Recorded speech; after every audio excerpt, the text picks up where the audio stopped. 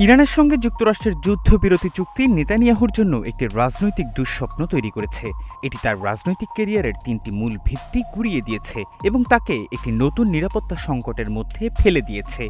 ফলে প্রশ্ন উঠেছে, যিনি নিজেকে ওয়াশিংটনের রাজনীতিতে গোপন প্রভাবক হিসেবে পরিচয় দিতেন এবং মার্কিন রাজনীতিকদের উপর যার কঠিন প্রভাব ছিল, তিনি কিভাবে তার প্রধান মার্কিন মিত্রের কাছ থেকে ছিটকে গেলেন এবং জনসমক্ষে এতটা অপমানিত হলেন।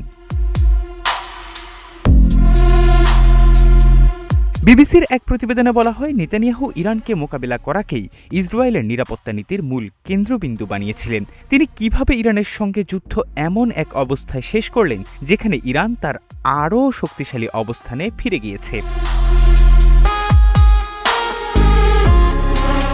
ইসরায়েলের সাধারণ নির্বাচনের মাত্র কয়েক মাস আগে ওয়াশিংটন ও তেহরানের কাছ থেকে লেবাননে হিজবুল্লাহর উপর হামলা বন্ধ করার যে দাবি এসেছে তা নেতানিয়াহুকে গভীর সংকটে ফেলেছে।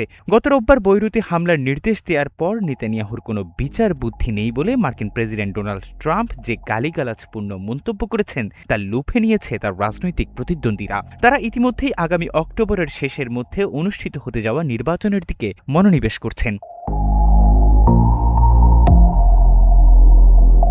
নেতানিয়াহুর সামনে এখন যেসব বিকল্প রয়েছে সেগুলো মোটেও ভালো নয়। কয়েক দশক ধরে ভোটারদের কাছে নেতানিয়াহুর প্রধান আকর্ষণ ছিল নিরাপত্তা। সেই বার্তা দেয়া এখন ক্রমশ কঠিন হয়ে পড়েছে। 2023 সালের 7 অক্টোবরের হামাসের হামলার পর তার প্রতিক্রিয়া ছিল ইসরায়েলের নিরাপত্তা নীতিকে আরও আক্রমণাত্মক পদ্ধতিতে রূপান্তর করা, যার ফলে হুমকি আসার আগেই তা নস্যাৎ করে দেয়া ছিল মূলনীতি।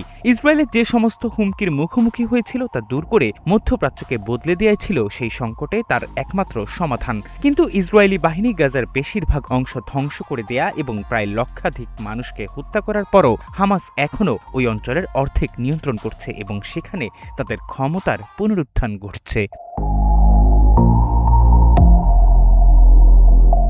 হিজবুল্লাহ এবং ইরানের সঙ্গে বারবার সংঘর্ষের পরেও ইসরায়েলের প্রধান শত্রুরা নির্মূল হয়নি, বরং তেহরান এখন আরও কট্টরপন্থী নেতাদের হাতে চলে গেছে, যাদের মার্কিন ইসরায়েলি শক্তি নিয়ে ভয় কম এবং হরমুজ প্রণালীতে তাদের প্রভাব আরও বেশি।